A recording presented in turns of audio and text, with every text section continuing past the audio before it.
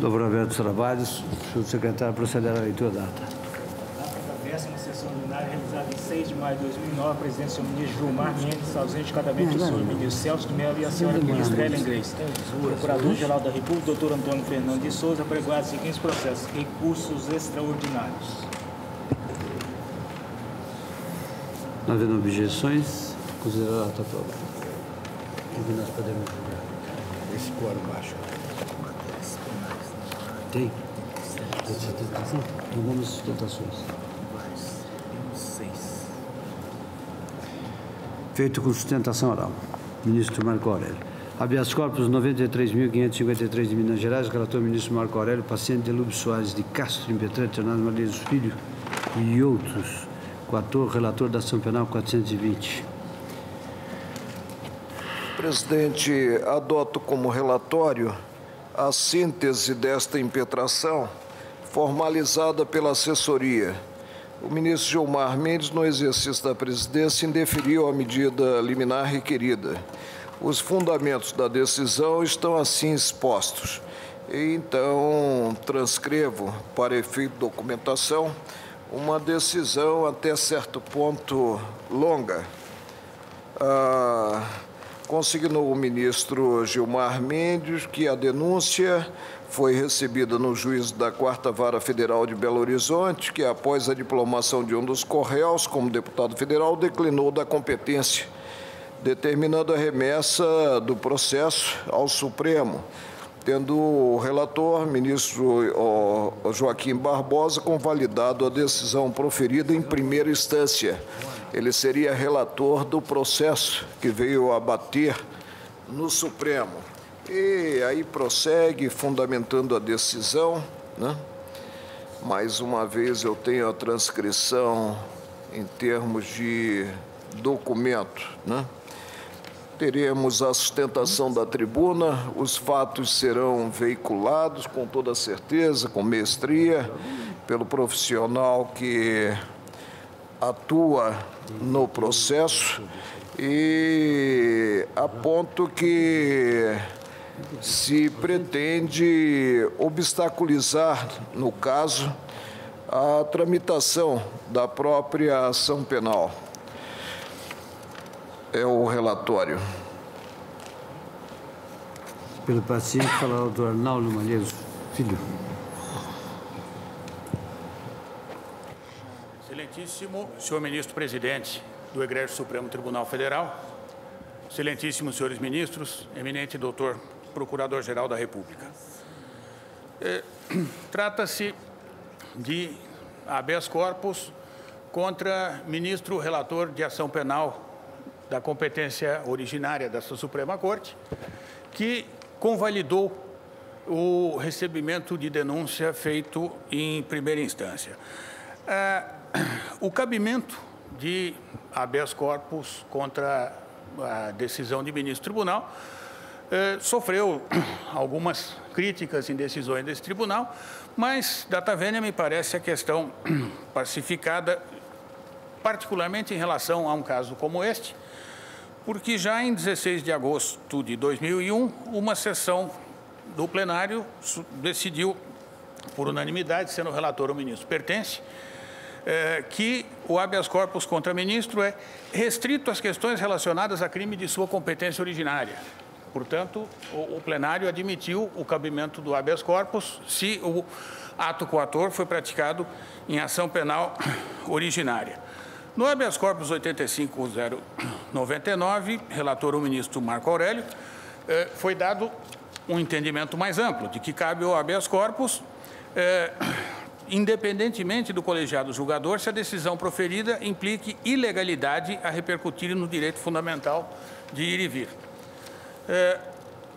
Em 2007, no habeas corpus 84.444, relator o ministro Celso de Mello, o plenário decidiu que é possível a impetração de habeas corpus quando deduzida em face de decisões monocráticas proferidas pelo relator da causa, citando precedentes.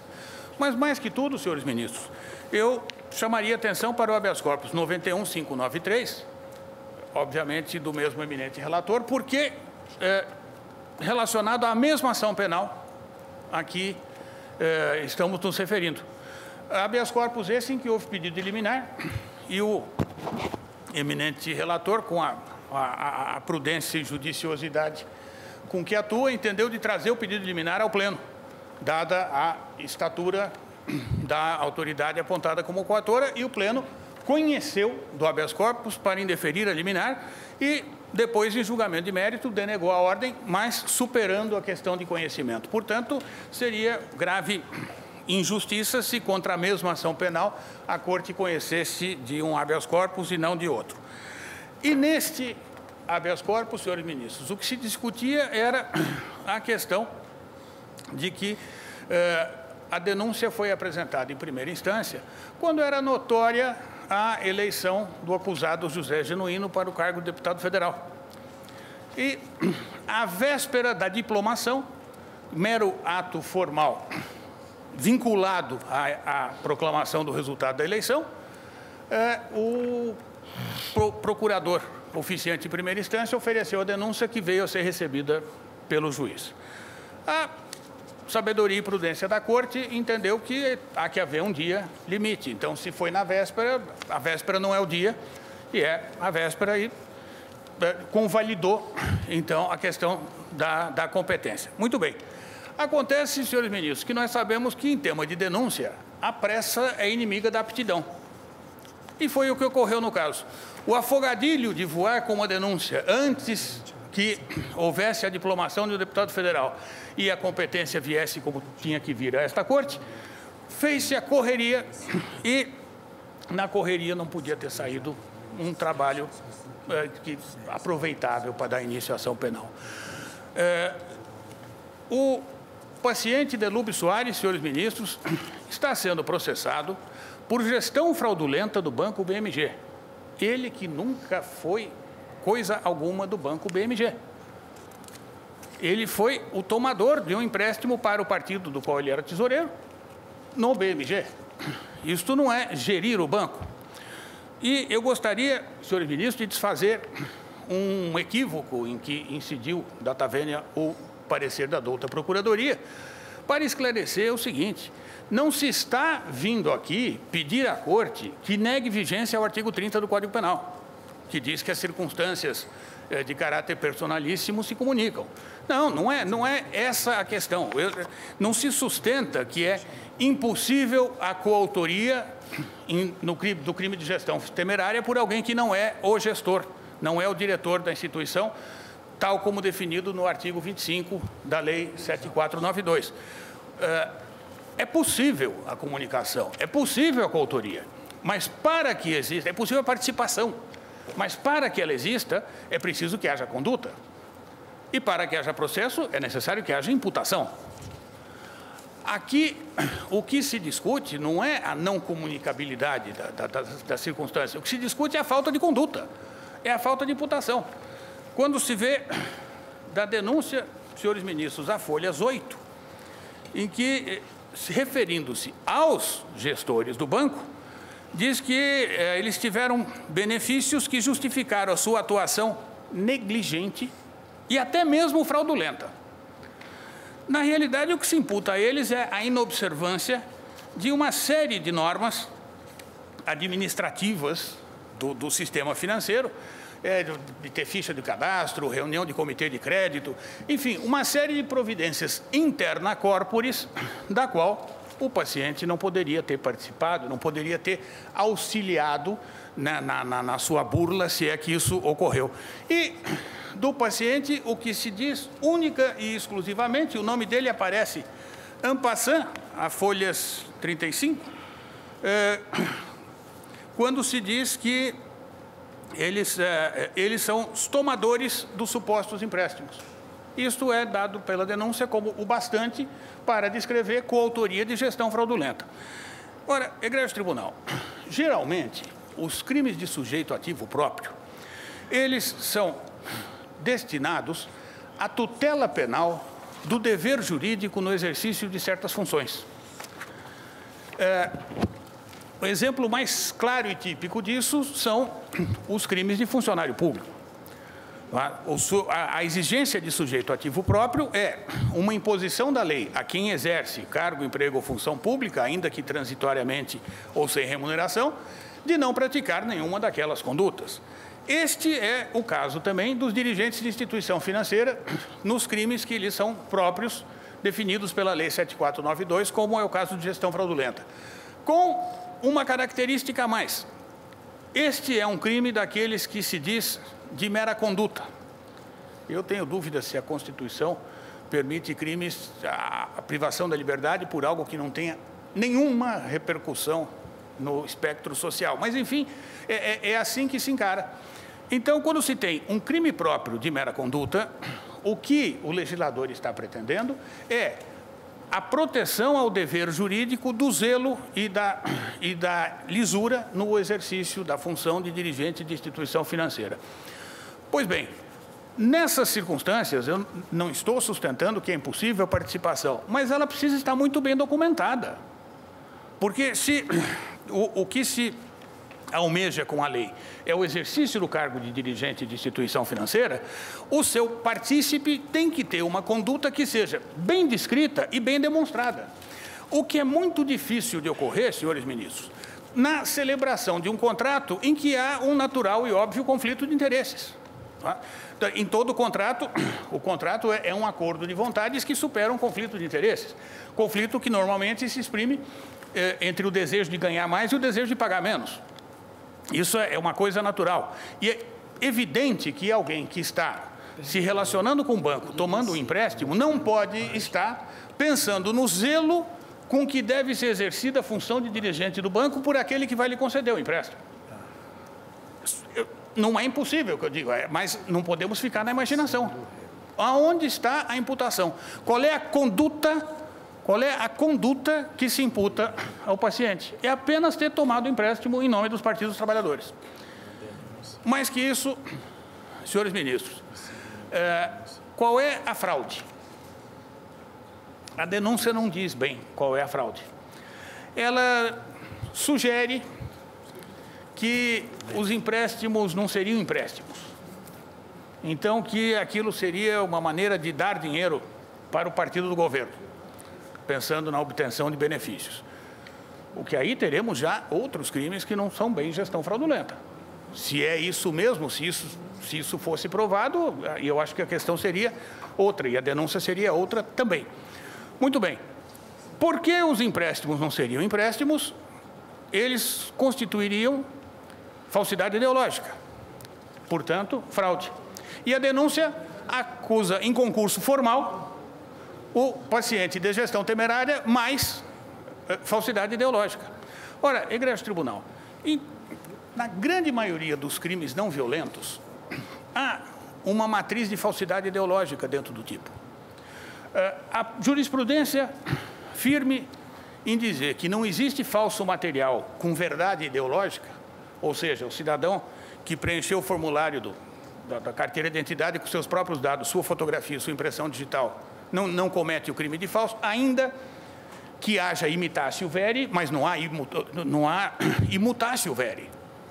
Pois bem, essa jurisprudência deixa claro que até dentro do falso material existe uma falsidade ideológica, que evidentemente é consumida e não se associa em concurso.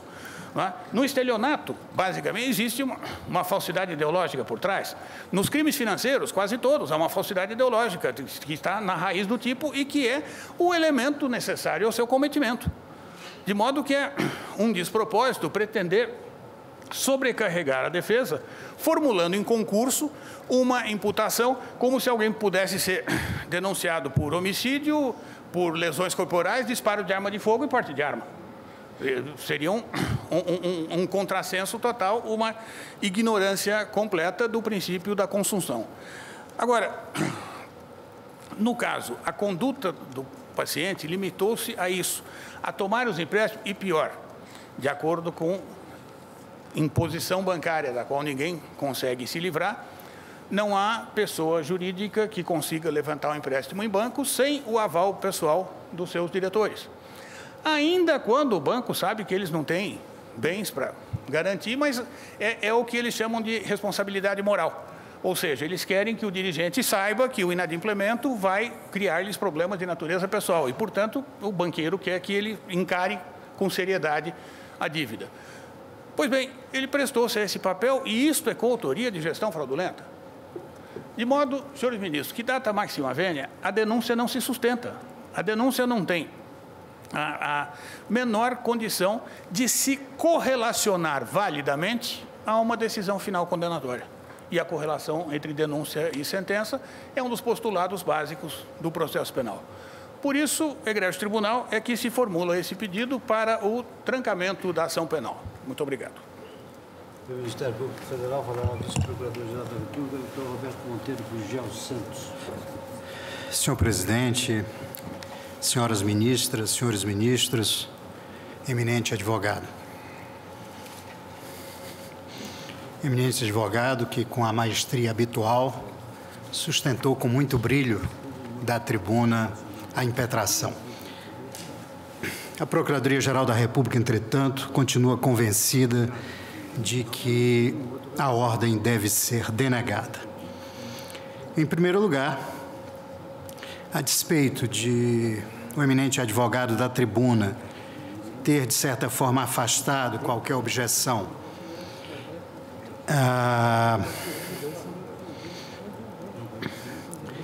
a impossibilidade de, em se tratando de crime próprio, a gestão fraudulenta, comunicar-se ao impetrante, mas convém, para deixar o assunto absolutamente esclarecido, lembrar alguns aspectos. Efetivamente, a gestão fraudulenta é crime próprio e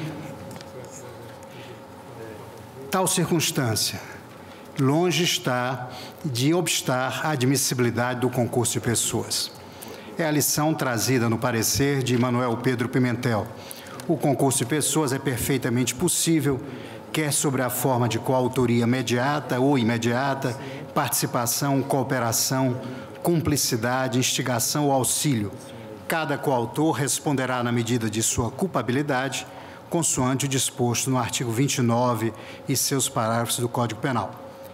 E, mais enfaticamente, Tigre Maia caracteriza-se como crime próprio, já que específico dos administradores de instituições financeiras, mas não é infenso às regras comuns do concurso de agentes, artigo 29 do Código Penal, já que tal circunstância de caráter pessoal por integrante do tipo será passível de comunicação aos não administradores.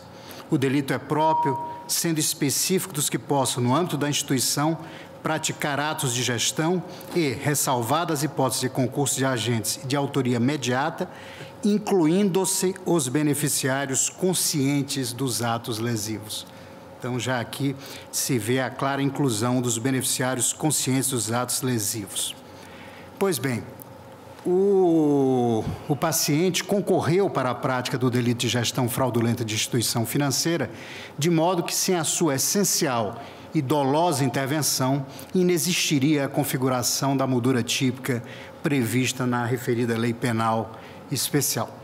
E cabe aqui, senhores ministros, destacar o seguinte trecho da denúncia, as folhas 34 a 45.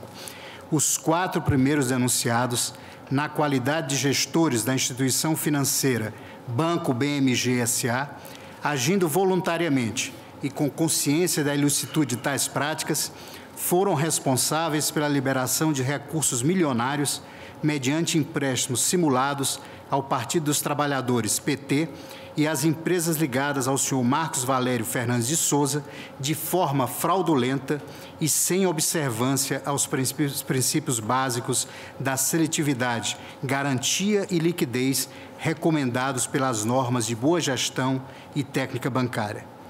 E destaco aqui, os demais denunciados, entre eles o paciente, por sua vez, na condição de representantes legais e avalistas das tomadoras dos empréstimos simulados, agiram voluntariamente e com consciência da ilicitude de tais práticas em concurso de agentes com os primeiros denunciados. E em outro trecho da denúncia, isso para evidenciar que, diversamente que sustentou o nobre advogado, a imputação é feita adequadamente pela inicial acusatória. O relatório do Bacen baseado nos documentos acostados aos autos, de folhas 151 a 152, diz a denúncia, informa que o Partido dos Trabalhadores tinha uma situação econômico-financeira desfavorável, estando com seu passivo descoberto antes da concessão do empréstimo e ainda que havia restrições ao referido partido, seja por estar em curso uma ação executiva contra o mesmo, seja por haver protestos em seu nome. E, mais adiante, um ponto fundamental para a caracterização do ilícito. A jurisprudência, diz a denúncia, também já se manifestou no sentido de que a celebração de contratos simulados com empresas sabidamente desprovidas de condições econômico-financeiras compatíveis com o volume dos negócios efetuados, bem como a autorização de empréstimos irregulares e sem garantias idôneas configuram a gestão fraudulenta. Portanto, senhores ministros, o Ministério Público demonstrou de forma incontestável que a liberação fraudulenta de vultosas quantias pelo Banco BMG S.A., mediante empréstimo simulado com o Partido dos Trabalhadores, consumou-se em razão do conjunto harmonioso de condutas dos agentes em concurso de vontades e unidades de desígnios, incluído aí o paciente. O parecer destaca decisões judiciais que consagram tal entendimento, de tribunais regionais federais, do Superior Tribunal de Justiça, e assevera que, no caso concreto, a comunicação da elementar do crime leva à admissibilidade do concurso de pessoas quanto ao delito de gestão fraudulenta, abrangendo um terceiro estranho à administração da instituição financeira. E traz-se aqui o decidido por essa Corte no HC 89.364, em que, em certa passagem, diz que asseverou-se que a condição pessoal de controlador, administrador, diretor ou gerente de instituição financeira, por ser elementar do mencionado crime, comunicar-se ao paciente, sendo possível, dessa forma, a existência da figura do partícipe do crime de gestão fraudulenta. Portanto, senhores ministros, parece evidenciado, de um lado, a possibilidade do concurso, mesmo em se tratando de crime próprio, possibilidade, repito, que da tribuna o eminente advogado admitiu, mas também está demonstrado que a imputação foi feita na denúncia de forma adequada e preenchendo os requisitos exigidos pelo Código de Processo Penal. A impetração traz ainda um capítulo relativo à inépcia da denúncia quanto à falsidade ideológica. Também, ao ver da Procuradoria-Geral da República, de manifesto improcedência.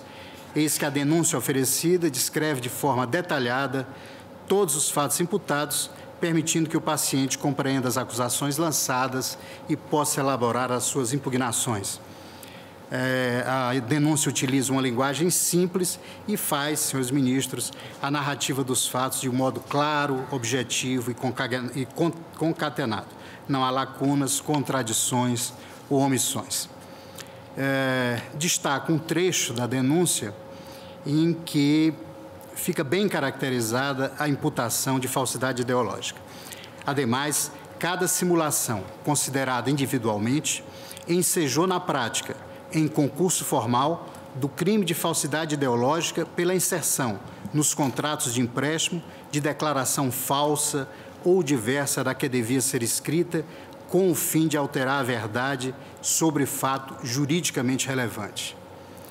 Já em relação, prossegue a denúncia, aos demais denunciados, as condutas podem ser individualizadas a partir das assinaturas apostas nos contratos de empréstimo e respectivos aditivos.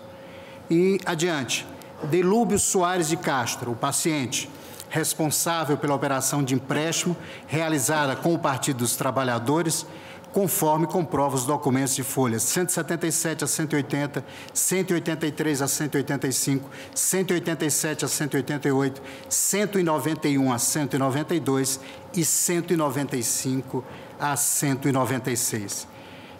Dúvida não há, portanto, senhores ministros, de que a denúncia apta e descreve adequadamente o crime, a conduta caracterizadora da falsidade ideológica. Com essas breves considerações, realçando os pontos contidos no parecer oferecido nos autos, a Procuradoria-Geral da República reitera o seu pronunciamento no sentido da denegação da ordem. Presidente, conforme consignado, a denúncia foi ofertada por Procurador da República em atuação na origem, ou seja, no Estado, vindo a ser distribuída à 4ª Vara da Seção Judiciária de Minas Gerais.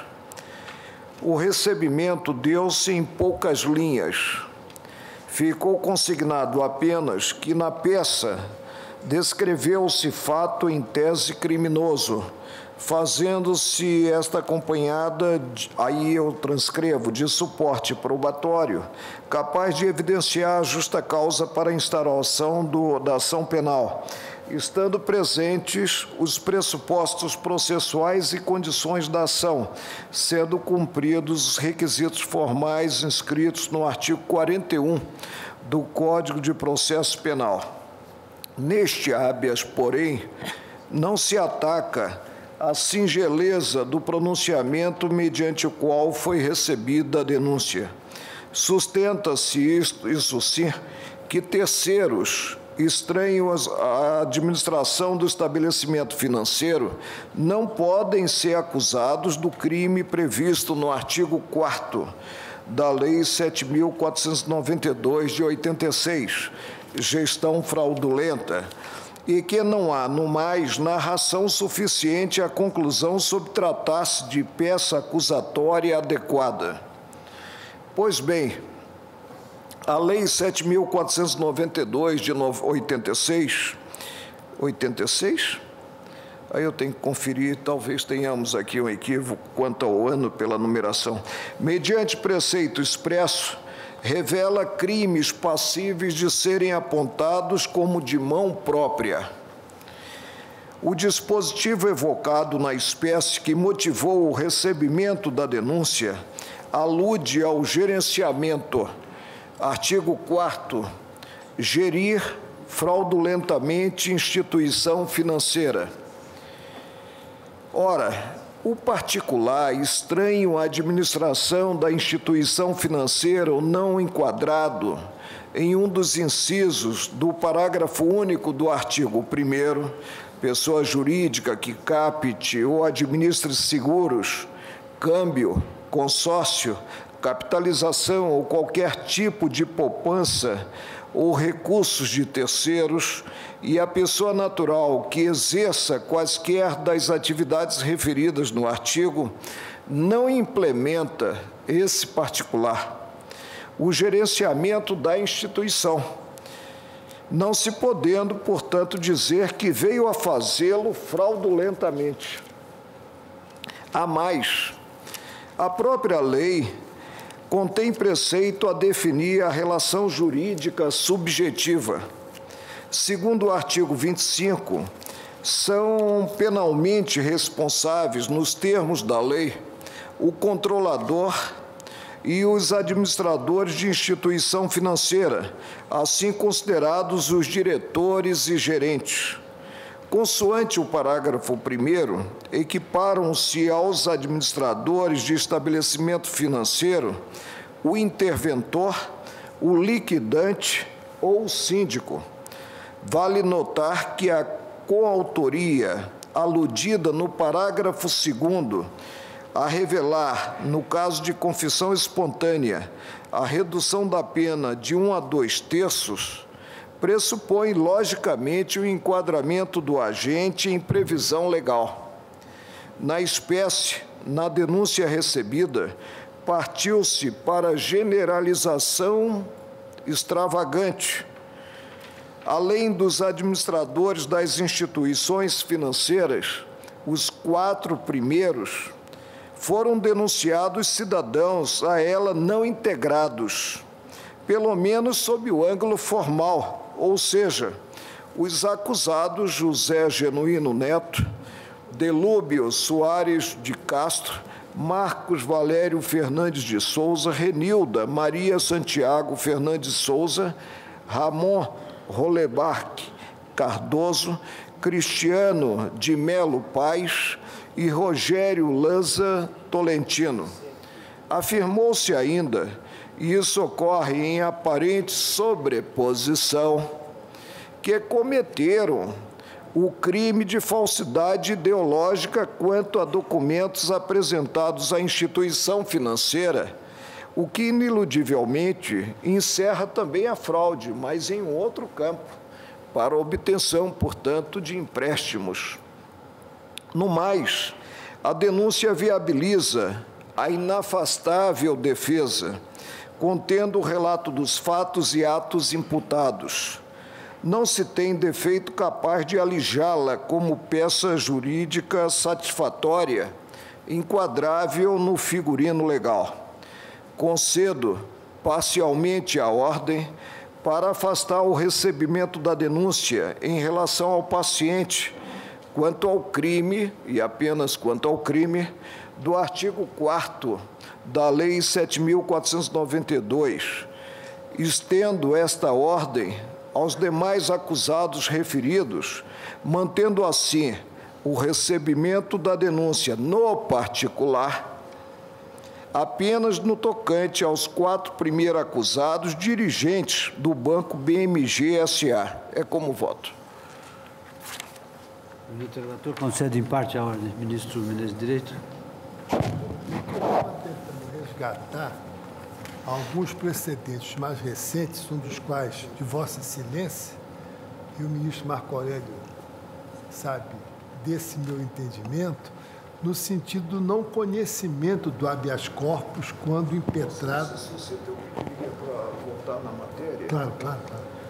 Presidente, o ilustre advogado ressaltou da tribuna que, relativamente ao processo, Eu ia chegar lá. nós já admitimos habeas corpus. Eu ia chegar lá mesmo. Inclusive, eu creio que foi o relator de um desses habeas corpus, havendo trazido o processo à bancada para apreciação de pedido de concessão de medida cauteladora, por entender que não poderia, ombreando com a autoridade apontada como coatora, não no ato que se diz a encerrar a coação, mas na própria casa, né, deferir uma liminar. Né? Então já há um precedente. Agora, para mim, temos mais, que é o ditame constitucional. Tenho sustentado que toda vez que se veicula a alegação de uma ilegalidade, e ilegalidade a repercutir no campo do direito de ir e vir do cidadão, desde que haja um órgão competente para apreciar o merecimento do ato praticado, tem-se aberta a via dessa ação de envergadura maior, que é o habeas corpus. E, no caso, evidentemente, ainda há um outro dado, é que o relator atua no processo, presidindo a instrução como porta-voz do colegiado. Os atos, portanto, não podem ficar afastados do crivo do próprio colegiado.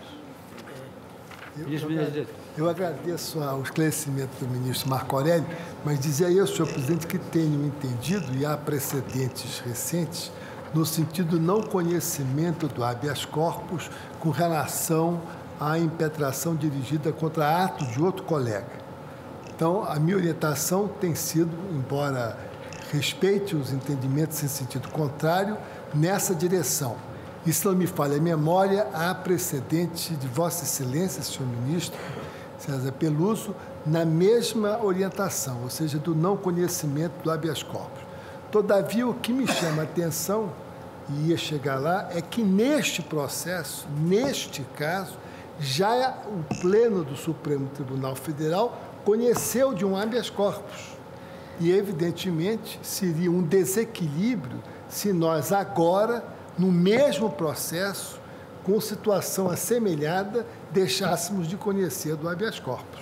Haveria um desequilíbrio na prestação jurisdicional. O eminente advogado da tribuna salientou, inclusive com a indicação precisa do número do habeas corpus que foi impetrado com relação ao mesmo processo. Eu, então, estou ressalvando o meu entendimento e reiterando no sentido de que não conheço de habeas corpus dirigido contra ato de outro colega, mas, neste caso, como salientou o eminente advogado, e o eminente ministro Marco Aurélio acrescentou e fundamentou, seria um desequilíbrio na prestação jurisdicional que nós, pura e simplesmente, deixássemos de, no mesmo processo, de conhecer de um habeas corpus, quando outra interpretação foi nele conhecida. Então, por este fundamento, e só por este fundamento, é que eu estou conhecendo do habeas corpus. Conhecendo do habeas corpus, acompanho às completas o voto do eminente ministro Marco Aurélio, no sentido de conceder a ordem apenas parcialmente. E concedo parcialmente porque a leitura da denúncia mostra que neste crime específico que o ministro Marco Aurélio indicou, não existe fundamentação suficiente. É, na verdade, uma denúncia que tem inépcia presente, porque chega a tal nível de generalidade que, como disse Sua Excelência, inviabiliza a defesa.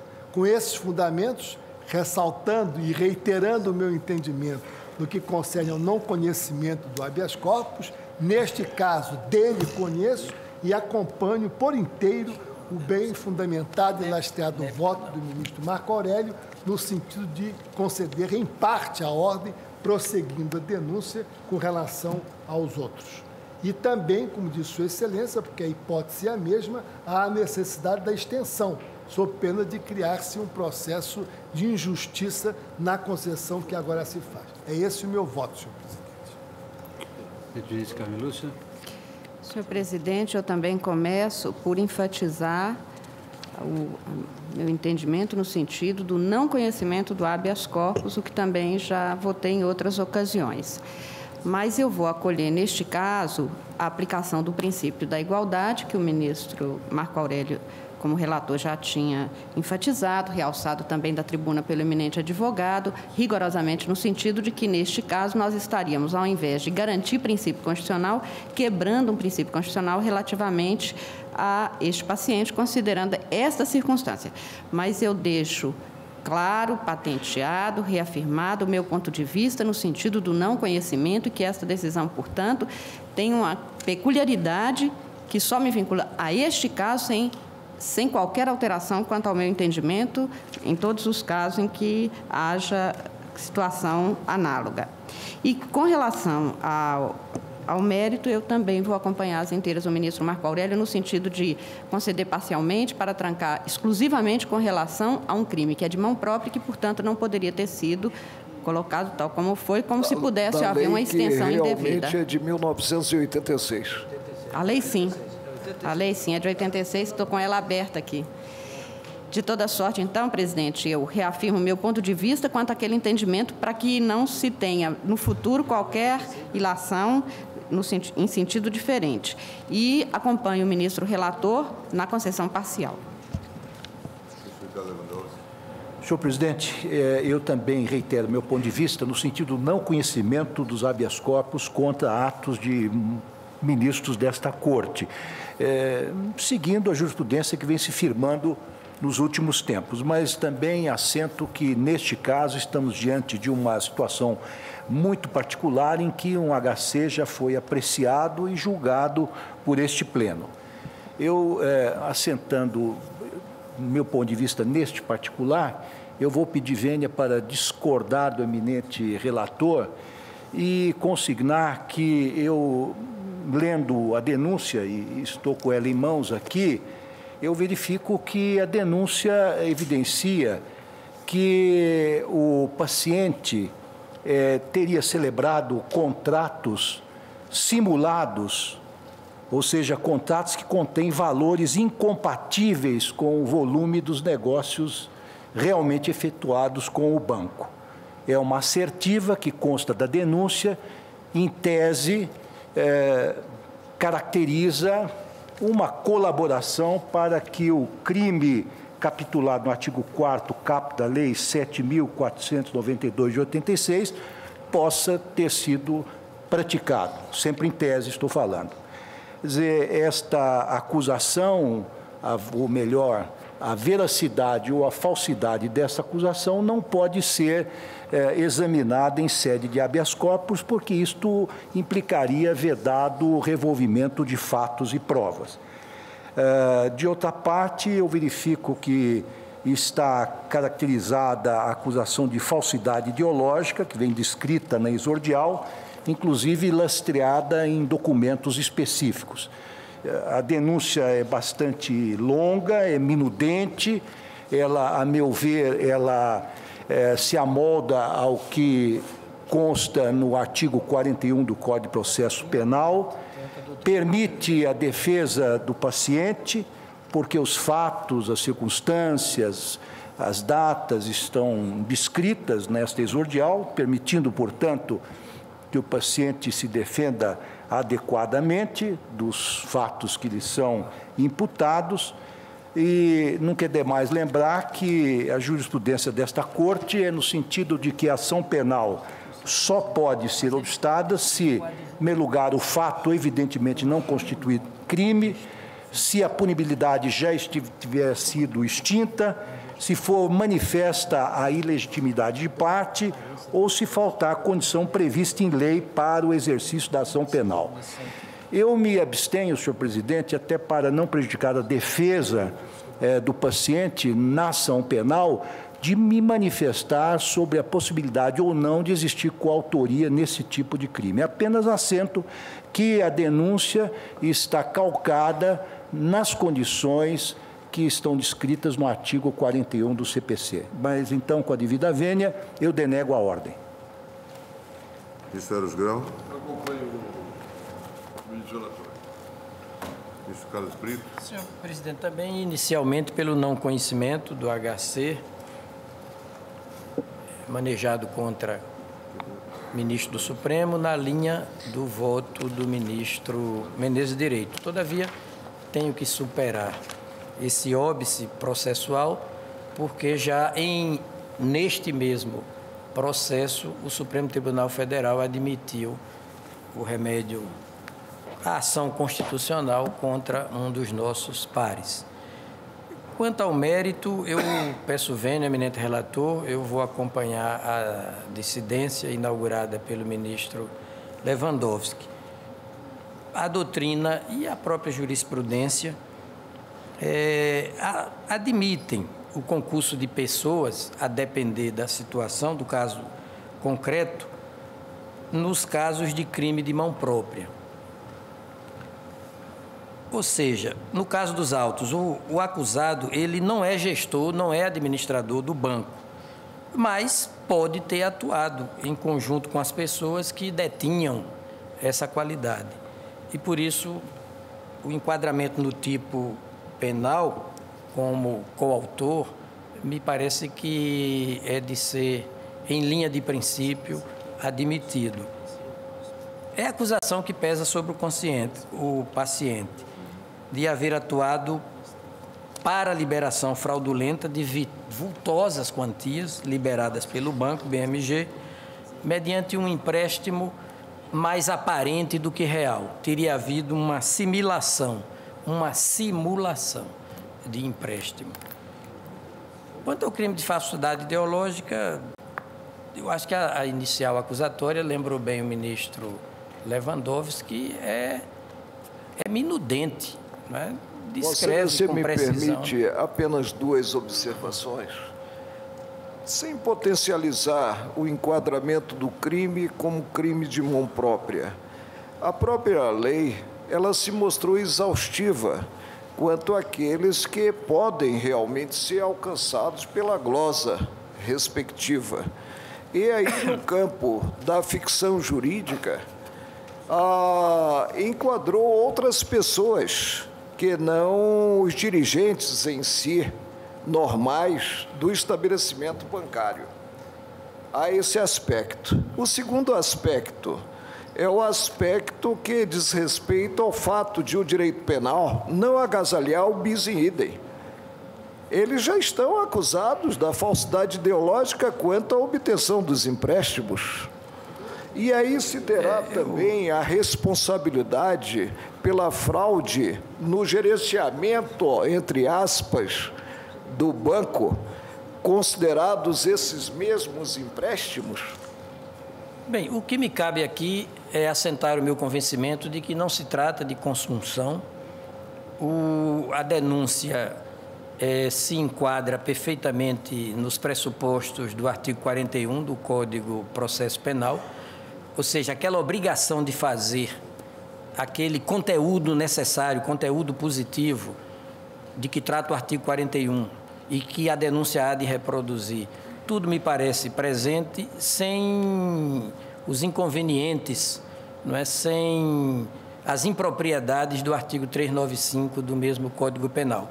São acusações descritas, a meu sentir, com propriedade, com minudência, possibilitando ao acusado amplo conhecimento do que se lhe increpa como prática delituosa, de modo a possibilitar o amplo exercício da defesa. Para mim, é o quanto me basta. Então, eu denego o habeas corpus na linha da dissidência do voto do ministro Lewandowski. Ministro César Peluso. Senhor presidente, eu também reitero o meu entendimento sobre a inadmissibilidade do habeas corpus contra ato de órgão fragmentário da Corte, mas nesse caso eu também abro exceção, não apenas pela razão já reconhecida pelo ilustre relator e pelos demais ministros, mas também pelo fato de que, na verdade, o que se ataca aqui não é tanto a prática de algum ato específico do ministro relator, mas o fato de que a ação penal não teria justa causa. Em outras palavras, a rigor, não se está atacando nenhum ato determinado do ministro relator. O que se está pretendendo com a impetração do habeas corpus é realmente a extinção da ação penal por ausência de justa causa e atipicidade e inidoneidade da denúncia. Em relação ao mérito propriamente dito com esta ressalva, eu também vou acompanhar o eminente relator e os demais votos que o seguiram, porque não me ficou muito claro, eu também não afasto teoricamente, como aliás o ilustre advogado da defesa o reconheceu, a possibilidade teórica de um concurso de pessoas nesse tipo de delito. Mas, deveras, é preciso que fique descrito, e não apenas descrito, mas que a descrição encontre algum suporte probatório nos elementos que informam a ação penal ou a apresentação da denúncia, a atuação específica em que se consubstancia este concurso. E isto não me parece claro na denúncia, que é muito forte na insistência de que empréstimo foi feito, empréstimos foram concedidos e que esses empréstimos não poderiam tê-lo sido concedidos por uma série de irregularidades, isto é, foram empréstimos concedidos irregularmente. Ou seja, há uma tônica da denúncia em relação ao fato de que os empréstimos foram concedidos sem observância das normas legais incidentes na espécie. A partir daí, o problema da simulação, que pode ser objeto da imputação residual de falsidade, fica, a meu ver, enfraquecida, porque tampouco fica claro em que sentido o simples fato de o paciente ter figurado como avalista e ter conhecido, vamos dizer, a extensão do empréstimo, significaria uma forma de coparticipação no delito de gestão fraudulenta. Por essas razões, senhor presidente, eu acompanho o eminente relator, peço ver a dissidência para também extinguir a ação penal em relação à acusação de gestão fraudulenta, estendendo aos demais denunciados que não são administradores, nem gestores, nem diretores do banco. Conselheira Grace. Senhor presidente, também eu aqui registro a minha fidelidade à orientação jurisprudencial tradicional da Corte para afirmar que não se conhece de habeas corpus impetrado contra órgão fracionário da Corte. No entanto, dadas as singularidades do caso, afasto também, como fizeram os colegas, esse obstáculo. No mérito, todavia, eu, convênio do eminente relator, sigo a linha da divergência inaugurada pelo ministro Ricardo Lewandowski e pelo ministro Carlos Brito, para denegar o habeas corpus. Nós temos uma série de 5 votos concedendo. Ministro Marcorelli, ministro de Direito, ministra Carmen. Ministro Eros Grau. Ministro. 4 a 3. Portanto, concedida a ordem, nós temos o voto do relator. Concedido em parte, nós temos o voto do relator. Ministra Ellen Grace. Habeas corpus 96.233, paciente Geraldo Gianetta, impetrante Geraldo Francisco do Nascimento Sobrinho, coator Tribunal Superior Eleitoral.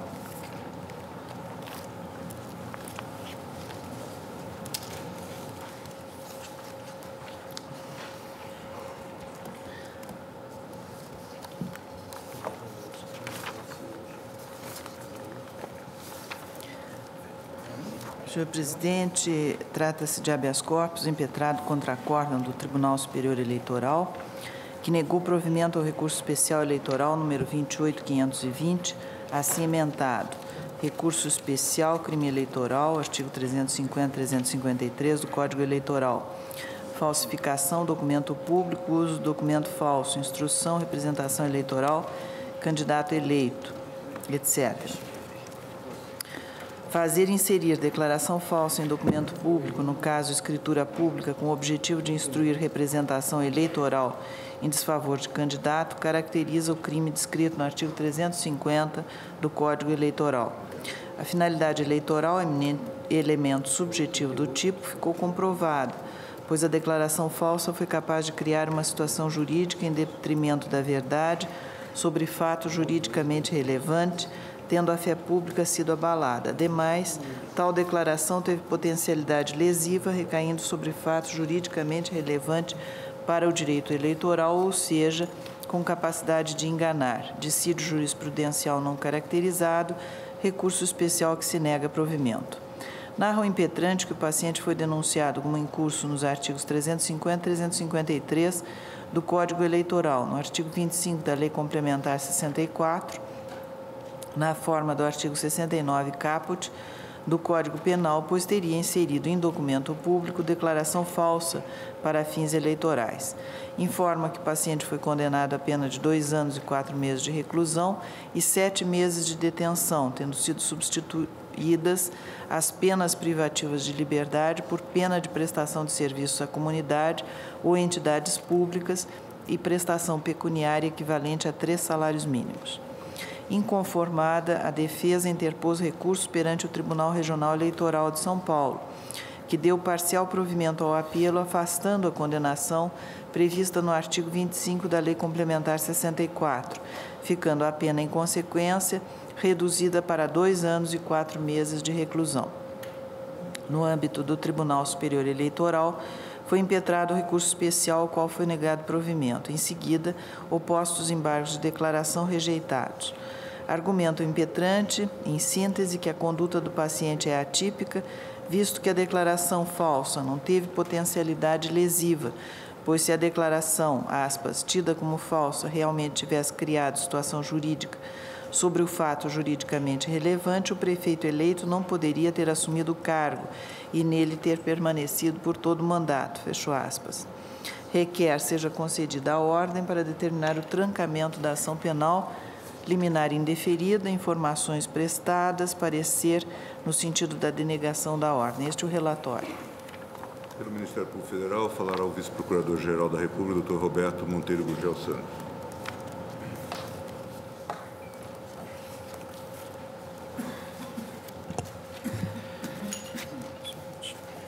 Senhor presidente, senhores ministros, minha intervenção será extremamente breve. Na verdade,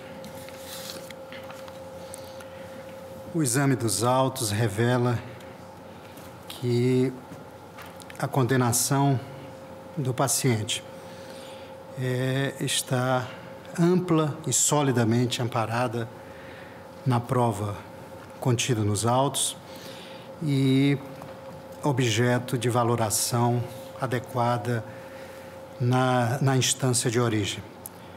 Valoração de prova que o Tribunal Superior Eleitoral, em recurso especial, aliás, não poderia rever. Quer dizer, o exame feito dos fatos nas instâncias originárias, no recurso especial, não poderia, pelas limitações próprias do remédio, não poderia ser objeto de reexame pelo Tribunal Superior Eleitoral.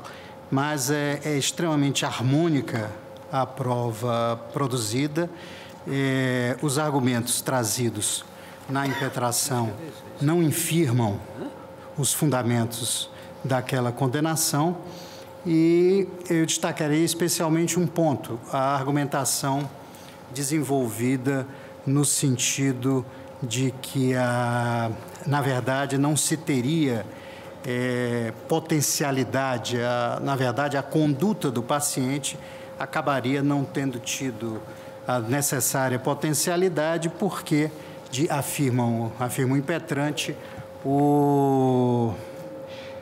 a pessoa objeto da representação baseada em documentos falsos acabou exercendo todo o seu mandato sem que aquela impugnação tivesse êxito.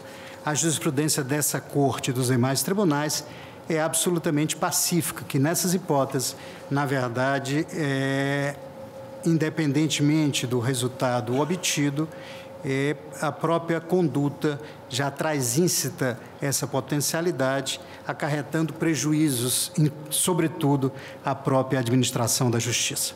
Com essas brevíssimas considerações, a manifestação é no sentido de que a ordem seja negada. Senhor presidente, pretende o impetrante trancamento da ação penal movida contra o paciente pela prática do crime previsto no artigo 350 do Código Eleitoral e, para isso, alega a atipicidade da conduta. Ele foi denunciado e condenado por ter feito uso de um documento falso para impugnar o registro eleitoral de seu adversário político na eleição para prefeito do município de Pedrinhas Paulista, São Paulo, no ano de 2004. Conforme a denúncia, o paciente formulou representação contra Giacomo de Raimo, instruída com escritura pública, contendo declaração que imputava a este abuso de poder econômico. Teria facilitado a obtenção de uma carteira nacional de habilitação como moeda de troca para a obtenção do voto. Isso é o que constou desta escritura pública. Entretanto, depois da instrução da referida representação eleitoral, foi constatada a falsidade da escritura pública. Diz o impetrante que a escritura falsa não poderia causar lesão juridicamente relevante, pois foi submetida à verificação judicial. Aduz ainda que a declaração não impediu que o candidato vencesse a eleição e assumisse o cargo e cumprisse o seu mandato. Ora, o artigo 350 do Código Eleitoral tem a seguinte redação: omitir em documento público ou particular declaração que dele devia constar ou nele inserir ou fazer inserir declaração falsa ou diversa da que deveria ser escrita para fins eleitorais. Trata-se, como se vê, de crime formal, cuja consumação ocorre com a ação omissiva ou comissiva, independentemente da ocorrência de prejuízo, bastando para sua configuração a potencialidade de dano decorrente da falsidade do conteúdo do documento. O voto condutor do acórdão impugnado, de lavra do ministro Marcelo Ribeiro, concluiu que, aspas, a Corte Regional, analisando o conjunto fático probatório, deixou assentada, além da autoria e materialidade, a presença do dolo, pois Elias Odim Pereira, em concurso com Geraldo Gianetta, fizeram inserir em documento público declaração falsa para fins eleitorais, qual seja instrução de uma representação eleitoral. E acrescenta ainda que tal declaração teve potencialidade lesiva, recaindo sobre fato juridicamente relevante para o direito eleitoral, ou seja, com capacidade de enganar, apesar de não ter alterado o bom funcionamento das eleições. Fecho aspas. No caso em tela, apesar da representação oferecida pelo paciente não ter impedido a posse do candidato representado, a potencialidade lesiva da declaração falsa utilizada é evidente, eis que relacionada a fato juridicamente relevante, qual seja a impugnação de registro do candidato. A impugnação apresentada pelo paciente tinha, assim, potencialidade de colocar em risco o processo eleitoral, sendo que a falsidade da declaração que lhe dava suporte só foi verificada após toda a instrução realizada no processo judicial instaurado para apuração dos fatos. Essa Corte já decidiu que o comportamento delituoso de quem usa documento falso em qualquer processo judiciário federal faz instaurar situação de potencialidade danosa, apta a comprometer a integridade, a segurança, a confiabilidade, a regularidade e a legitimidade de um dos serviços essenciais mais importantes prestados pela União Federal, o Serviço de Administração da Justiça. É o RHC 79331, de relatoria do ministro Celso de Mello. Por fim, o precedente de minha autoria, citado pelo impetrante, no caso o HC 85976, não guarda similitude fática com o presente caso. Aquele julgado foi assim ementado: falsidade ideológica, declaração de pobreza para fins de gratuidade judiciária. Declaração passível de averiguação ulterior não constitui documento para fins penais, HC deferido para trancar a ação penal. Com efeito, por ocasião do julgamento deste writ, ressaltei que a declaração de pobreza para fins de gratuidade de justiça implica em mera presunção, sendo que a sua falsidade não cria situação em detrimento da verdade sobre fato relevante, não abala a fé pública, nem é capaz de causar lesão a direito de terceiros, hipótese que é totalmente diversa da presente. Por essas razões, senhor presidente, eu, acolhendo o parecer do Ministério Público, denego a ordem. A presidente relatora denega a ordem. Ministro do Direito, ministra Carmen Lúcia, ministro Ricardo Lewandowski, ministro Eros, ministro Carlos Brito, ministro César Peluso, Marco Aurélio. Presidente, acompanha a relatora. No caso, não se exige para a tipologia o resultado, a obtenção de proveito. Basta que fique configurada a falsidade quanto ao documento público. E essa falsidade restou estampada pela instância derradeira no exame dos fatos. Acompanho Sua Excelência e indefiro a ordem. Portanto, indeferida a ordem, nos termos do voto da relatora, decisão unânime.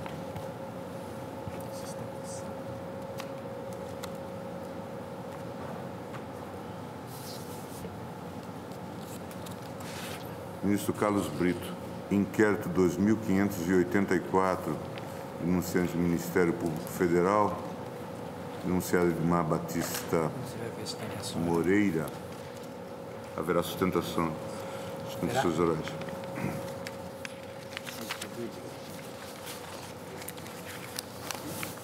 Senhor presidente, com base em dados do inquérito policial 140579 de 2004, da Delegacia da Polícia Federal de Repressão a Crimes Previdenciários, o Ministério Público Federal ajuizou denúncia contra Edmar Batista Moreira e Júlia Fernandes Moura. Isto para imputar aos denunciados o delito do caput do artigo 168-A do Código Penal, combinado com o artigo 71 do mesmo Código. O que fez nos termos seguintes, aspas, os denunciados, sócios, gerentes e representantes legais da empresa F. Moreira, Empresa de Segurança e Vigilância Limitada, e vem o CGC, deixaram de recolher aos cofres da Previdência Social, no devido prazo legal, contribuições previdenciárias descontadas dos salários dos empregados durante os períodos de 3 de março de 1997 a fevereiro de 1998, assim como de 7 de 1998 a 12 de 1998. As contribuições previdenciárias descontadas dos salários dos empregados, em fiscalização encerrada em agosto de 2000, foram calculadas em R$ 384.194,46, conforme o lançamento de débito confessado a seguir discriminadas. LDC é o lançamento de débito confessado. E vem o valor consolidado, que inclui juros e multa, atualizados em agosto de 2000, alcança o montante de R$ 655.044,29. A autoria encontra-se delineada por meio da ficha cadastral da referida empresa junto às folhas tantas, onde resta demonstrado, SIC, que cada um dos denunciados detinha 50% de participação na sociedade, ocupando ainda os cargos de sócios gerentes. No mesmo sentido, a cláusula 7ª do contrato social, que os aponta como administradores gerentes da sociedade. A empresa aderiu ao refis, prossegue o Ministério Público, em abril de 2000, tendo sido excluída em novembro de 2003, por inadimplência. Ofício da Procuradoria Federal Especializada, INSS, consta que o crédito 35.132.659.6 encontra-se em fase de inscrição na dívida ativa. Dessa forma, conclui-se que há indícios suficientes de autoria e materialidade, verificando-se a hipótese do crime descrito no artigo 168-A, cabeça, combinadamente com o artigo 29, na forma do artigo 71, cabeça do Código Penal, por terem os denunciados livre, consciente e reiteradamente deixado de recolher as contribuições previdenciárias descontadas dos salários de seus empregados. Registre-se que, muito embora o dispositivo legal acima indicado ainda não estivesse em vigor à época em que se iniciara a ação criminosa continuada, antes capitulada no artigo 95-D da Lei 821 de 91, tem ele aplicação retroativa, haja vista prever reprimenda mais leve do que a antes combinada, portanto, sendo mais benéfico aos réus. E o Ministério Público avança. Devido à pena mínima legalmente combinada, descabe a suspensão condicional do processo. Isto posto, o Ministério Público Federal denuncia Edmar Batista Moreira e Júlia Fernandes Moreira como incursos nas penas do artigo 168-A, caput 71, também cabeça, ambos do Código Penal brasileiro, requerendo seja instaurada a competente ação penal, com citação para interrogatório de mais atos processuais, etc., etc. Fecho aspas. Pois bem, a denúncia foi recebida em 26 de outubro de 2006. A denúncia foi recebida em 26 de outubro de 2006 pelo juízo da 4ª Vara Criminal Federal de São Paulo, cito as folhas. Juízo esse, à época, já incompetente para apreciar o feito, dado o exercício pelo denunciado Edmar Moreira de mandato parlamentar federal. Remetidos a este Supremo Tribunal Federal, os autos foram distribuídos ao ministro Eros Grau em 25 de julho de 2007, que os encaminhou à Procuradoria-Geral da República. Procuradoria que ratificou os termos da denúncia ajuizada pelo Ministério Público Federal. O que fez para requestar, para pugnar pela condenação dos denunciados nas penas do artigo 168-A, cabeça do Código Penal, combinadamente com o artigo 71 do mesmo diploma normativo. Na sequência, a defesa de Edmar Moreira e Júlia Fernandes Moreira apresentou resposta preliminar, aduzindo de saída a abolitio criminis da conduta increpada aos denunciados, pois, abro aspas, houve nova definição jurídica com o advento da Lei 9983/1410 de 2000, cancelando aquela contida na Lei 8.212 de 1291.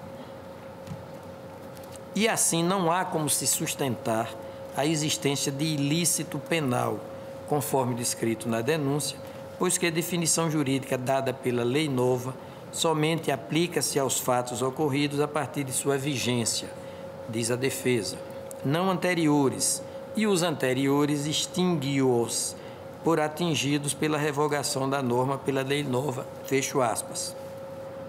Da norma pela lei nova, fecho aspas, e cito as folhas.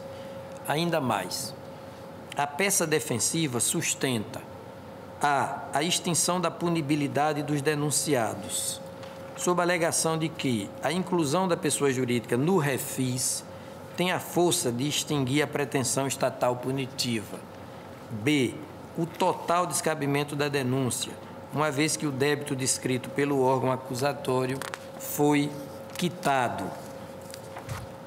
Leia-se, aqui ouça-se, e abro aspas, acontecimentos posteriores, ou seja, pagamentos outros, refis 2 e parcelamento especial, além de reforçar a inexistência do débito noticiado na denúncia, também realça valores pagos bem superiores àqueles contidos e referidos pelo representante do Ministério Público Federal como justificativa para o oferecimento de sua peça acusatória, fecho aspas, cito folhas.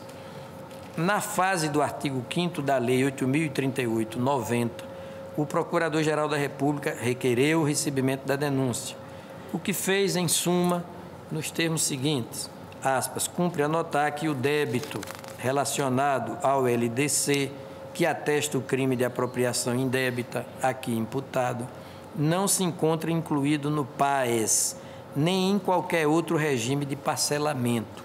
A pessoa jurídica foi excluída do refis, de maneira que não se encontra suspensa a pretensão punitiva do Estado.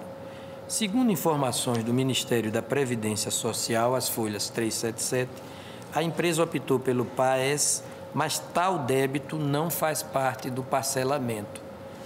Esclarecemos, aspas secundárias, esclarecemos que os processos acima não foram pagos pela empresa na fase administrativa e que, como consequência, os mesmos foram encaminhados para a Procuradoria para prosseguimento da cobrança.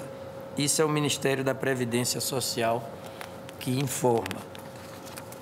Ainda o Ministério da Previdência. Informamos ainda que a empresa optou pelo PAES, Lei 10.864, de 2003. Porém, os processos acima não fazem parte do parcelamento. A empresa está efetuando o pagamento das parcelas do acordo, porém de forma irregular. Fecho aspas e volto às aspas principais do Ministério Público Federal. Quanto à dívida, é inconteste que é oriunda de apropriação indébita, uma vez que os denunciados descontaram as contribuições dos empregadores e não repassaram os valores respectivos à Previdência Social. A defesa pretende, ao discutir seu valor, fazer crer que o pagamento das prestações até o montante originário seria suficiente para extinguir a punibilidade do agente. Ora, é indiscutível a legalidade da incidência de juros, multa e correção monetária sobre a dívida tributária, sendo que os respectivos cálculos já foram definidos no âmbito administrativo, inclusive mediante reconhecimento de dívida por parte dos contribuintes ora denunciados, conforme o lançamento de débito confessado número 35.132.659-6 de folhas 23. Nesse ponto, ainda o parecer do Ministério Público, tanto o Supremo Tribunal Federal quanto o Superior Tribunal de Justiça assentaram o entendimento no sentido de que a extinção da punibilidade dos crimes contra a ordem tributária, inserindo-se aqui o delito de apropriação indébita previdenciária, sujeita-se ao pagamento integral do débito, incluindo os acessórios, não sendo suficiente o pagamento apenas do principal da dívida, nem o mero parcelamento. E aí eu fecho aspas e digo, deu-se que o ministro Eros Grau se declarou suspeito em 10 de fevereiro de 2009, este ano, portanto, pelo que o inquérito foi a mim distribuído em 23 de março de 2009. Cito as folhas. E em 26 desse mês de março, pedi pauta para julgamento do feito. Muito bem, senhor presidente. Pontuo que deferi o adiamento do processo por uma sessão. O adiamento do julgamento do processo por uma sessão.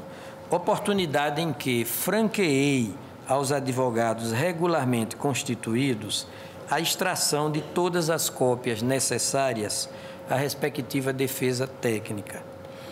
A derradeira, anoto a petição número 50.830, petição mediante a qual a defesa postulou o aditamento da resposta preliminar para requerer o seguinte: letra A, reconhecimento da inépcia da denúncia, dada a falta de individualização das condutas imputadas aos denunciados.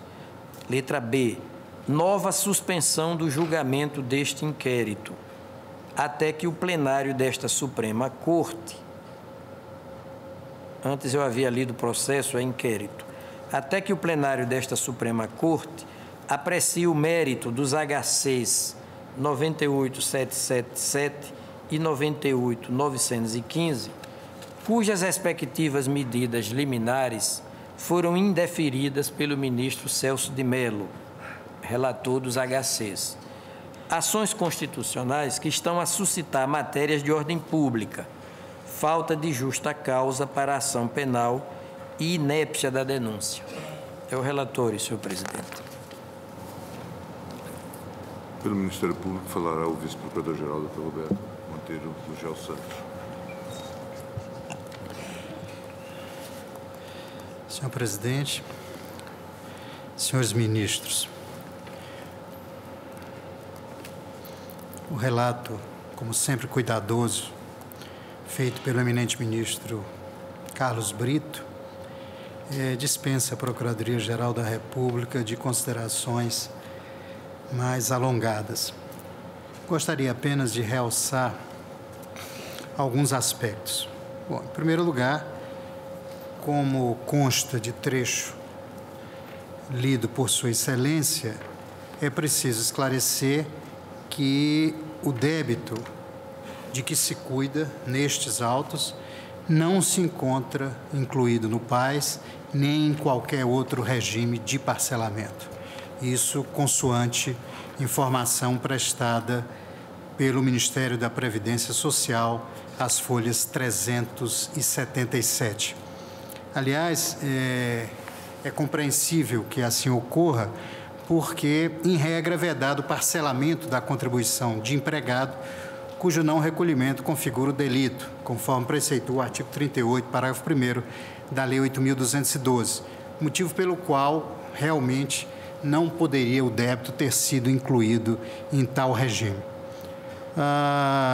a impetração suscita, em primeiro lugar, o tema da revogação do artigo 95 da Lei 8.212, de 91, pela Lei 9.983, de 2000. Na verdade, hoje posição absolutamente firme, remansosa mesmo, desta Corte Suprema, que não se verificou a pretendida abolício criminis. Cito, para ilustrar essa posição, o HC 82848, relatado pelo eminente ministro César Peluso, que apresenta a seguinte ementa: ação penal, crime tributário contra a ordem tributária, apropriação indébita de verba previdenciária, artigo 198-A do Código Penal, abolício criminis, não ocorrência, mera inserção dos tipos no Código Penal. Justa causa reconhecida, HC denegado. Um outro ponto suscitado na impetração diz respeito ao pagamento do valor originário do débito. Também é questão absolutamente pacificada na jurisprudência desta Corte Suprema, bem como do Superior Tribunal de Justiça, de que a extinção da punibilidade dos crimes contra a ordem tributária, inserindo-se, evidentemente, o delito de apropriação indébita previdenciária, sujeita-se ao pagamento integral do débito, incluindo os acessórios, não sendo suficiente o pagamento apenas do principal da dívida, nem o parcelamento. É, aliás, o que resulta com muita clareza do parágrafo 2º do artigo 9º da Lei 10.684, de 2003. A jurisprudência da Corte, como disse, é pacífica nesse sentido.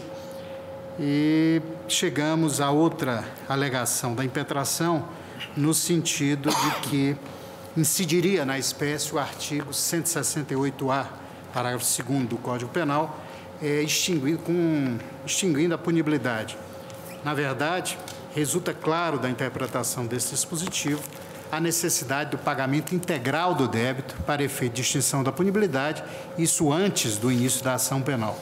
No caso, a ação fiscal, senhores ministros, foi instaurada em 7 de julho de 2000, tendo a correspondente intimação ocorrido no mesmo dia, folhas 222 a 223. Segundo informações do Comitê Gestor do Refis, a opção por tal regime de parcelamento havia sido acatada no dia 26 de abril de 2000. Posteriormente, em 4 de novembro de 2003, houve a exclusão do refis por inadimplência, folhas 281. Portanto, à época do início da ação fiscal, o contribuinte não havia pago integralmente o débito, mas apenas optado pelo parcelamento, o que não implica, evidentemente, na extinção da punibilidade.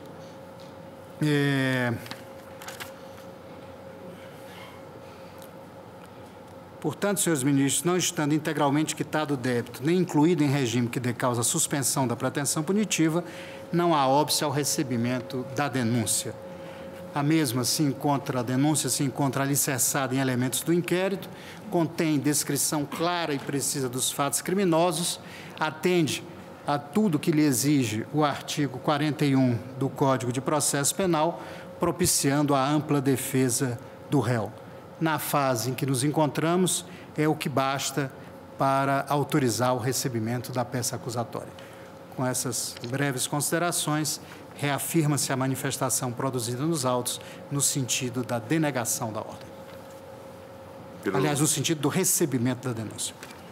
Pelo denunciado, falará o Dr. Joab Ribeiro Costa. A palavra. Senhor presidente, senhor ministro relator, senhores ministros, senhoras ministras, há uma questão de ordem, uma questão preliminar, muito bem relatada no final do relatório do ministro relator, que diz respeito a um aditamento à denúncia. Veja, Vossas Excelências, que a tese da inépcia da denúncia não fez parte da defesa preliminar. Foram impetrados 2 habeas corpus contra o inquérito, em que, pese as liminares não terem sido deferidas, eram liminares porque objetivavam o trancamento do ministro Celso de Mello relator dos habeas corpus, deferiu o processamento dos habeas corpus, o 98777, que objetiva a busca da declaração de extinção da punibilidade, com os dados objetivos, baseado no artigo 34 da Lei 9249, vigente à época. Essa lei sofreu uma alteração em 2000, com a lei do refis, e o habeas corpus 98915. Esse habeas corpus, ele ataca diretamente e precisamente a questão da inépcia, fundamentada em vários precedentes dessa Suprema Corte e precedentes, inclusive, registrando mudança de orientação com relação ao crime societário. Pois bem, o artigo 136 do Regimento Interno do Supremo diz que as questões preliminares, elas são decididas primeiramente. Então, eu indago a Vossa Excelência que seria o caso de se apreciar primeiro a questão da suspensão do julgamento ou sobrestamento, porque se os dois habeas corpus foram deferidos, o processamento, um já está com informações prestadas, aí nós temos uma questão de prejudicialidade, nós não podemos avançar com esse julgamento para saber se vai receber ou não a denúncia. Porque a questão é de ordem pública, e se os habeas corpus foram concedidos, obviamente, não terá esse julgamento. E aqui, o que está em jogo aqui é o estado de dignidade da pessoa humana. A pessoa está aqui sendo posta numa iminência de receber ou não a denúncia, que falta justa causa, que a denúncia é inidônea, e que essa questão foi levada por meios próprios ao tribunal.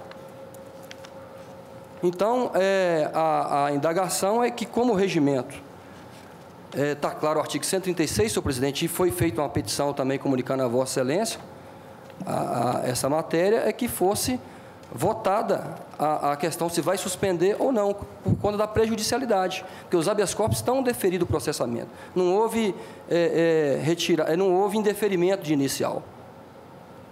Inclusive com jurisprudência, com relação à matéria específica da Casa, registrando a orientação jurisprudencial do crime societário.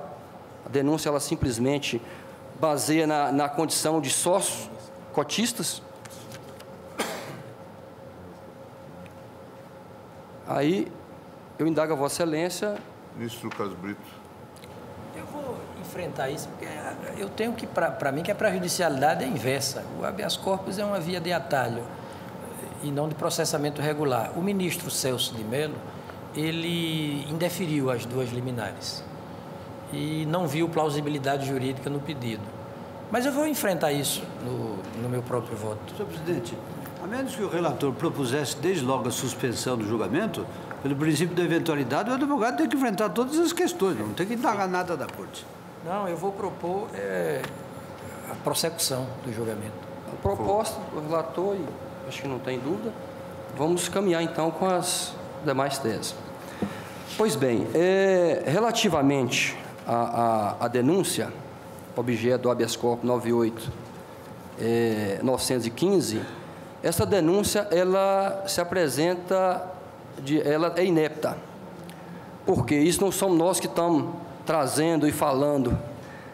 Basta verificar, ela foi redigida em 2 laudas, veio pronta de São Paulo, essa denúncia, as folhas 2 e 3, e ela ofende o princípio do devido processo legal, do contraditório, ela não possibilita ampla defesa, de acordo com a jurisprudência da Casa. Aqui nós não estamos falando de crime de homicídio, é crime societário, artigo 168A, que é apropriação de contribuições previdenciárias. Diz a denúncia: os denunciados, sócios, gerentes e representantes legais da empresa F. Moreira, Empresa de Segurança e Vigilância Limitada, deixaram de recolher aos cofres da Previdência Social, no devido prazo legal, contribuições previdenciárias descontadas dos salários dos empregados, durante o período de 3,97 a 2,98 e de 7,98 ao mês 12, com o 10º de 98. Pois bem, e aonde que está a indicação da autoria na denúncia? A autoria encontra-se delineada por meio da ficha cadastral da referida empresa, onde resta demonstrado que cada um dos denunciados detinha 50% de participação na sociedade. Então, a denúncia, precisamente, com relação à autoria e à descrição das condutas, se resume nesse parágrafo. Não há mais nada relativamente à individualização das condutas dos denunciados. A propósito, esta Corte, no precedente, no habeas corpus 85948, relatado pelo mesmo relator do presente inquérito, diz o seguinte, aspa, é de se reconhecer a inépcia da denúncia redigida de forma a não apontar sequer a posição jurídica do denunciado no organograma da empresa e menos ainda que tipo de vínculo operacional teria ele na trama das ações consideradas delituosas. Esse entendimento, ele vem sendo adotado, tem o habeas corpus 93.683 relatado pelo ministro Eros Grau, que vai também nesse sentido.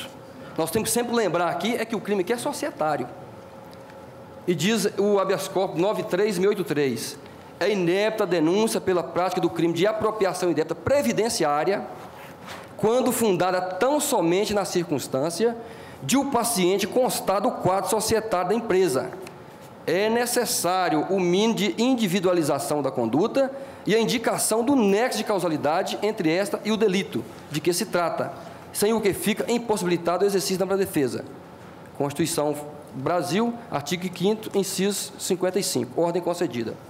Nesse mesmo sentido, cita-se ainda precedente o habeas corpus 89427, do ministro Celso de Mello, e a ementa, eu vou até resumir, e de vênia, diz o seguinte, delito societário, crime contra a ordem tributária, lei 8.137, responsabilidade penal do sócio cotista, denúncia que não atribuiu ao sócio comportamento específico que o vincule, com apoio em dados probatórios mínimos, ao evento delituoso. E aí vai, excelências, até chegar aos julgados relatados pelo ministro Gilmar Mendes, senhor presidente, e que sua excelência registra em 4 ou 5 julgados que eu vou citar, a mudança de orientação da Corte. Em 2 deles aqui, o vencido ministro Joaquim Barbosa, é o habeas corpus 8905, de Pernambuco, que diz o seguinte, ocorre que, no caso concreto, a denúncia não descreveu as condutas imputadas, nem indicou, de modo minudenciado, a participação individual dos denunciados, concessão da ordem para que seja trancada a ação penal por inépcia da denúncia, cuja formulação manifestamente genérica. Vamos retomar o texto da denúncia de 2 laudas, fala que eles são sócios, os denunciados, e, portanto, a ficha de folhas tais indica que cada um tem 50% e deverão responder pelo crime.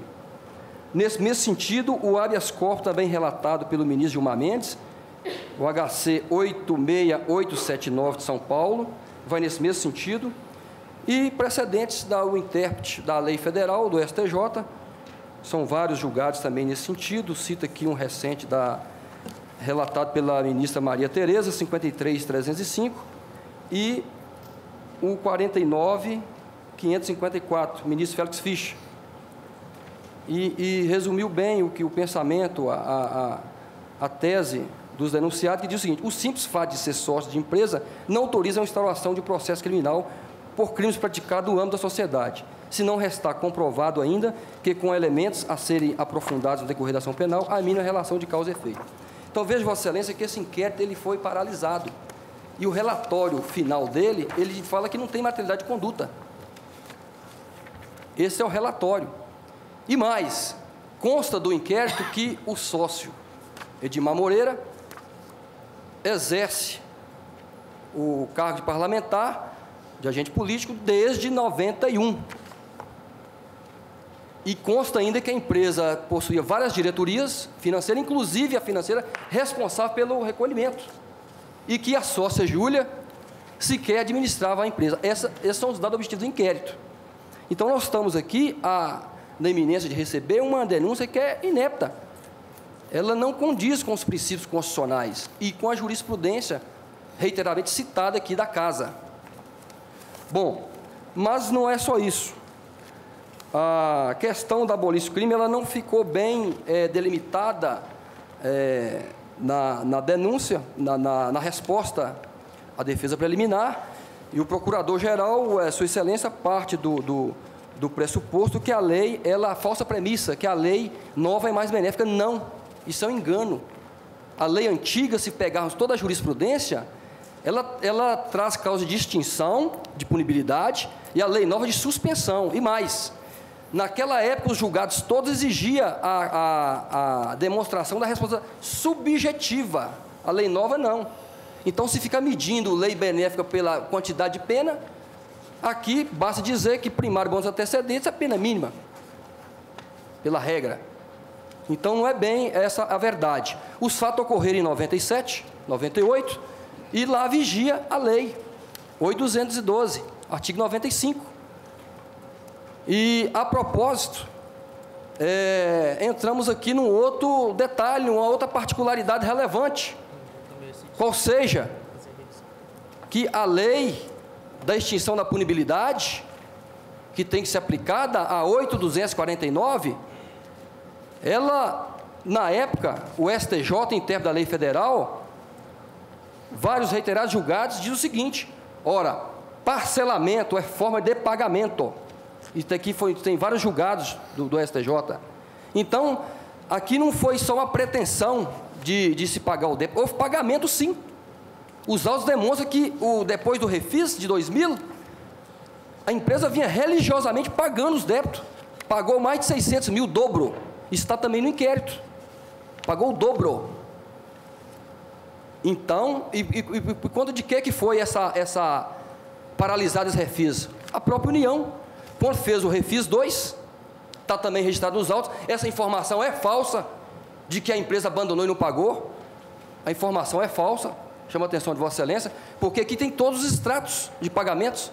Há um documento de folha 632 e 633, que é um ofício do próprio órgão do INSS, pedindo para desistir do refis, do primeiro refis, e assim foi feita as folhas 633, para aderir o outro. E depois da adesão do próximo refis, senhor relator, senhores ministros, houve pagamento de R$1.141 também demonstrado. A somatória toda desses valores também objetivamente consta dos autos do inquérito, mais de R$1.800.000. E vim falar em falta de pagamento e inadimplência. Então, veja, Vossa Excelência, que a extinção da punibilidade nesse norte, ela se impõe, porque a lei da época dizia extinção da punibilidade, e o STJ, nos vários julgados, vários colacionados, diz o seguinte, inclusive a premissa, eu busquei um estudo do ministro Marco Aurélio, relator do habeas corpus 85.661, quando Vossa Excelência fez um estudo homérico e pesquisou toda a matéria, e no final o ministro Sepúlveda falou: está extinta a punibilidade. Gastei o meu latim, o senhor colocou no voto, mas não gastou não, porque Vossa Excelência buscou aqui, ó, a lei 4.729, extinção antes do início do pagamento, decreto-lei 157, depois a lei 837/14, a 83 revogou o artigo 14, restaurado pela 92/49, foi quando ocorreu os fatos daqui, com a norma revogada sendo restaurada pela 92/49, o artigo 34. E toda a jurisprudência firmada é nesse sentido. O STJ vai além, diz o seguinte: o que tem que interpretar é a promoção do pagamento, que está no artigo 34. E diz o seguinte, o ministro Gilson Andip, relator do habeas corpus RHC 19.120, a manifestação concreta no sentido de saldar a dívida, como no caso de parcelamento do débito junto ao Estado, em momento anterior ao recebimento da extrajudicial acusatória, afasta a justa causa para a ação penal, ainda que restando eventual discussão extrapenal dos valores, pois o parcelamento do débito deve ser entendido como equivalente à promoção do pagamento, eis que cria nova obrigação extinguindo a anterior, verificando-se uma novação da dívida. E para aderir o refis, você desiste, o cidadão, ele abre mão confessa o débito, dá um monte de prerrogativo, desiste de ação, cria-se uma nova dívida, e ali entra parcelas tributáveis, juros, que não faz parte da dívida da suposta apropriação. Pois bem, diz o STJ também, uma vez deferido o parcelamento em momento anterior ao recebimento da denúncia, verifique-se a extinção da punibilidade prevista no artigo 34, sendo desnecessário o pagamento integral do débito, para tanto, precedendo a terceira sessão e da Corte Especial deste Tribunal. Então, a interpretação da época do STJ é toda marxista nesse sentido. E aqui no caso dos autos, caso concreto, ainda que se cogita que não pagou tudo, pagou. Tem relatório bem descrito, mês a mês, até quando a própria União mandou ofício, exigindo a desistência do primeiro refis. Então, a jurisprudência citada pelo nobre procurador-geral é uma jurisprudência da Casa, do ministro relator do ministro Peluso, que eu faço uma ressalva. É à luz da Lei 10.684, que nela, sim, o artigo 15 fala em suspensão da pretensão punitiva, mas na época não. Então, para não alongar, senhores ministros, estou encerrando, senhor presidente, então requer que seja declarada a inépcia, embora não constar, o ministro Celso Mello, na liminar recente, embora deferir, colocou claramente que pode e deve ser enfrentada essa matéria, que seja reconhecida a inépcia da denúncia e a questão da abolição do crime, com a extinção da punibilidade, com a lei mais benéfica. Muito obrigado. Vamos fazer uma Muito bem, pequena senhor pausa presidente. e voltamos. Inicialmente, eu proponho a rejeição do novo pedido de sobrestamento. Vamos fazer a pausa e voltamos.